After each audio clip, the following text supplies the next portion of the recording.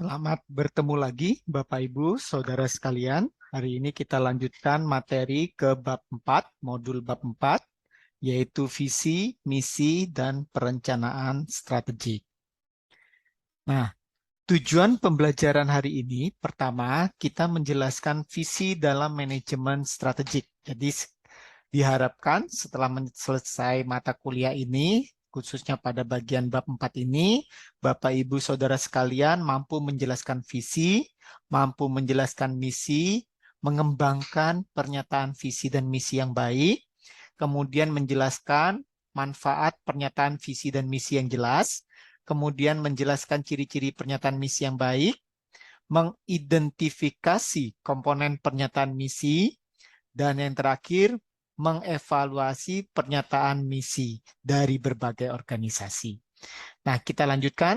Mulai yang pertama, pernyataan visi. Apa sih yang dimaksud dengan visi itu? Nah, di sini kita ambil dari buku David and David. Dijelaskan, sebuah pernyataan visi itu menjawab pertanyaan kita ingin menjadi apa? Organisasi ini nanti ke depannya seperti apa? What do we want to become? Itu menurut David and David. Nah, dari David and David dijelaskan bahwa pernyataan visi sebaiknya tidak terlalu panjang dan sifatnya satu kalimat, dan sebanyak mungkin ketika kita mengembangkan visi tersebut, kita melibatkan berbagai manajer yang ada di dalam organisasi. Nah, kemudian dijelaskan lebih lanjut, pernyataan visi itu mengungkapkan jenis bisnis yang akan dijalankan perusahaan. Ya, jadi dia menggambarkan apa sih bisnis yang ada di dalam perusahaan ini. Nah, sementara Rothermo itu menyatakan visi adalah sebuah pernyataan tentang organisasi apa yang akhirnya akan kita capai ke depannya.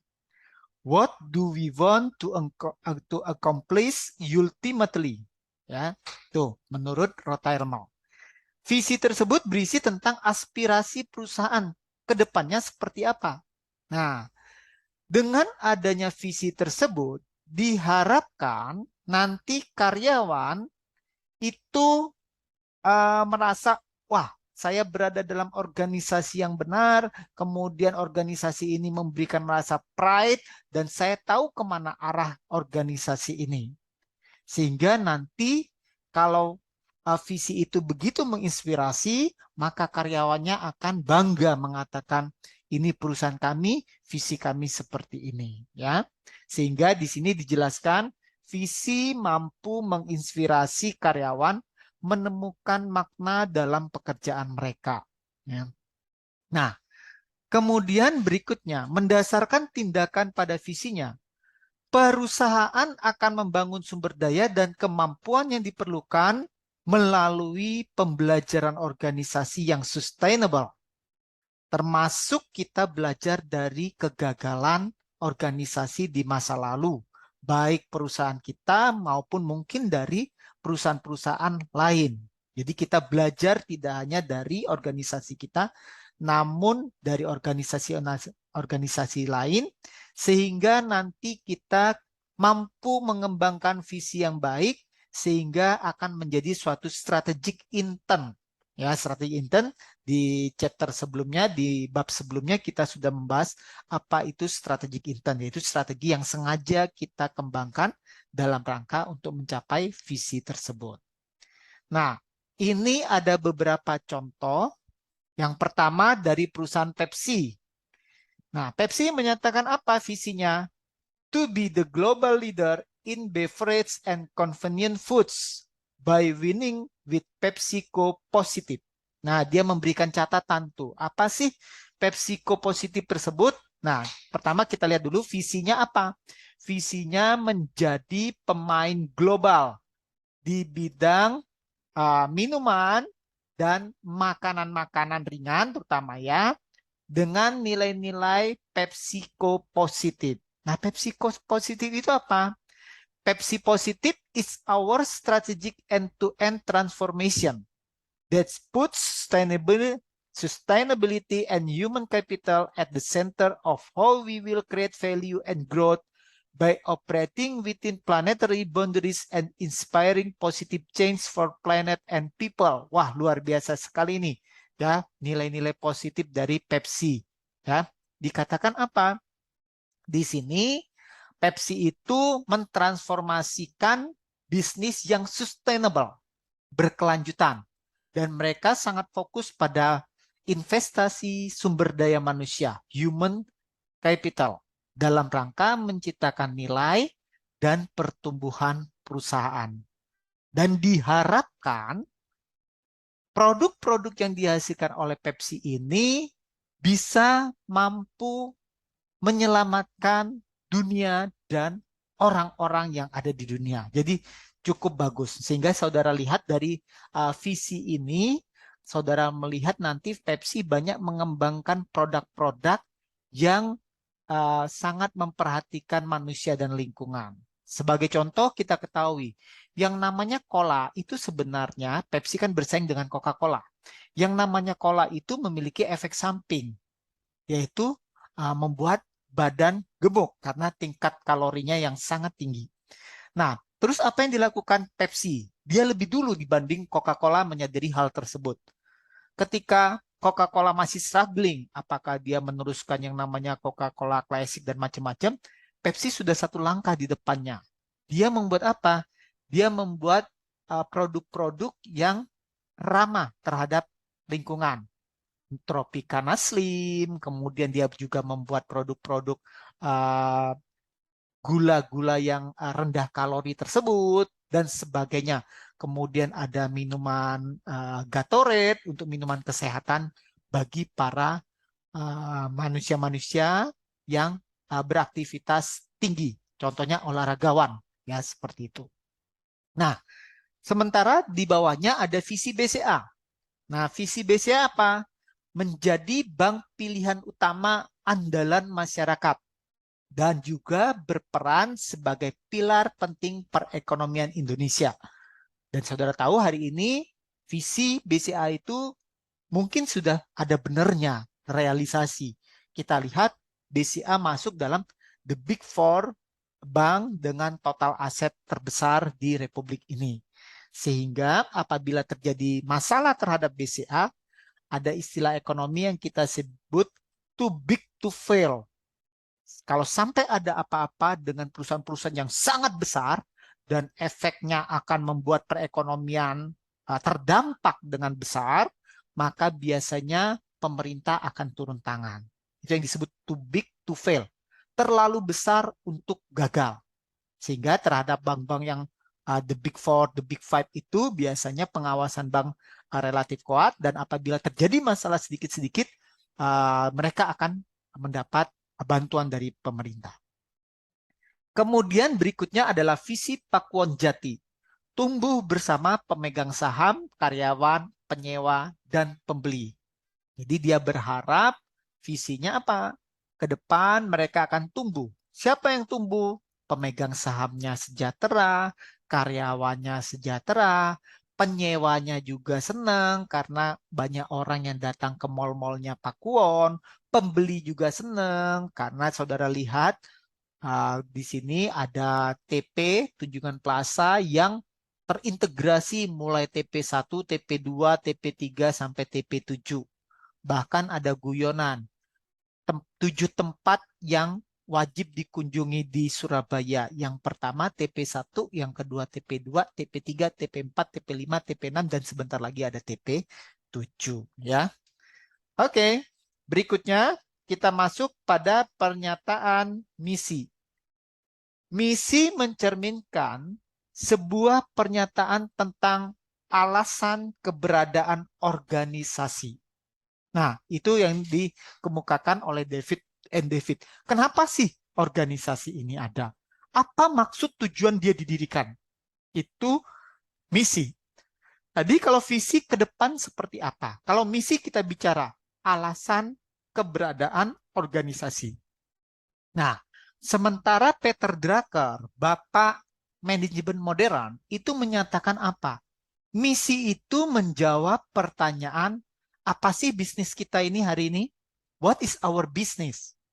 Oh, kalau kampus berarti misi kita adalah mencerdaskan kehidupan bangsa dalam rangka memberikan edukasi dan pengembangan hard skill dan soft skill pada sumber daya manusia. Nah, pernyataan misi yang jelas akan dapat membantu penetapan tujuan dan perumusan strategi. Nah, di misi ini juga mengungkapkan apa yang diinginkan organisasi dan siapa yang akan kita layani. Nah, misi juga disebut sebagai pernyataan kredo, tujuan, filosofi, pernyataan keyakinan, dan pernyataan prinsip bisnis dari organisasi tersebut. Nah, kita lihat berikutnya di sini kita bahas terlebih dahulu visi. Di sini visi ada visi yang orientasi produk dan ada orientasi pelanggan. Jadi lazimnya ketika kita membuat visi, ada yang orientasinya produk, ada yang orientasinya pelanggan. Nah, kalau visi berorientasi produk, itu mendefinisikan bisnis barang atau jasa apa yang kita berikan. Nah, di sini dikatakan, visi yang berorientasi produk, misalnya ingin menjadi perusahaan kelas dunia di bidang apa gitu ya. Itu berorientasi disebut sebagai berorientasi produk. Nah, di sini dapat menyebabkan yang namanya myopik, rabun terhadap kondisi persaingan yang ada saat ini. Berbeda dengan perusahaan yang menerapkan visi berorientasi pelanggan. Nah, kalau visi berorientasi pelanggan, dia mendefinisikan bisnis dalam hal memberikan solusi kepada kebutuhan pelanggan. Nah, mana yang lebih eksis ke depannya? Tentu yang visi berorientasi pada pelanggan. Meskipun hari ini masih banyak perusahaan yang masih visi berorientasi pada produk. Ya. Kita lihat ini contoh transformasi dari orientasi produk ke orientasi pelanggan. Intel, mungkin Bapak Ibu Saudara tahu, hampir semua komputer Intel Inside ya, di dalamnya ada Intel. Nah, visi awal Intel ketika dikembangkan tahun 1970-an adalah to be the preeminent building block supplier of the PC industry. Jadi dia menjadi pemasok bagi perusahaan-perusahaan yang menghasilkan PC. Ya, dia berharap menjadi perusahaan pemasok yang unggul, terdepan bagi perusahaan-perusahaan penghasil komputer. Nah, kemudian hari ini apa yang terjadi? Terjadi perubahan tahun 1990-an, tahun 2000-an awal itu, di mana internet semakin membooming di berbagai negara.